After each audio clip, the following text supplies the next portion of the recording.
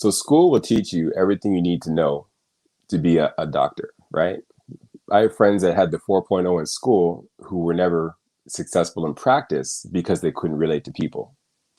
I have friends in school who were C students, but they understood the techniques. They understood that they could look stuff up they didn't know. They were people, and they have tremendous practices positively impacting community, right? So by no means am I saying that, you don't need to do well academically, but that's not the be all and end all. So school teaches you what you need to know about becoming doctor stuff. It doesn't teach you what you need to know about real world practice. So come into the clinic and kind of learn, just follow, watch the conversations, watch the interactions, become familiar.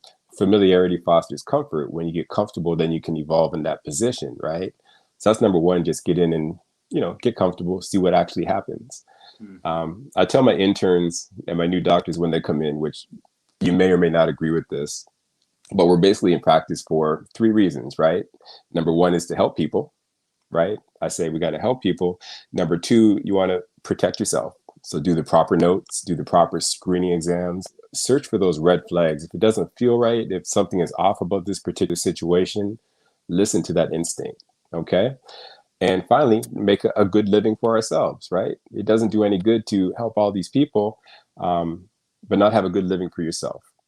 One thing I've learned over time is balance, right? Oftentimes coming out of school, these chiropractors, young kids coming out, it's a numbers game. It's, man, I need to see, if I see this many patients, then I'm a success. I have friends that will see so many patients, but they're not working on the back end, the business end. They're not collecting what they should collect from these patients. So they're working so hard and they have nothing for themselves, right? The business aspect of chiropractic is learnable.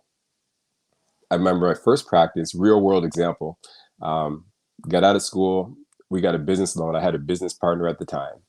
I took out this loan, 50 grand is what the loan was. We had a new practice with all the bells and whistles. So all brand new equipment, high level stuff, beautiful, big staff, everything. And we came out of the gate and within 3 or 4 months, we were doing very well. But our overhead was also doing very well. And by very well, I don't mean in a good way. So we were collecting this certain amount of money. Let's say it's 30, 40 grand a month, right? But my overhead, 30, 40 grand a month, what did I have in my pocket at the end was as if I didn't see anybody. So one thing I've learned over time is to keep the overhead low as a business owner. Quality over quantity. It's not the number of patients I see. It's the quality relationships of those patients I see.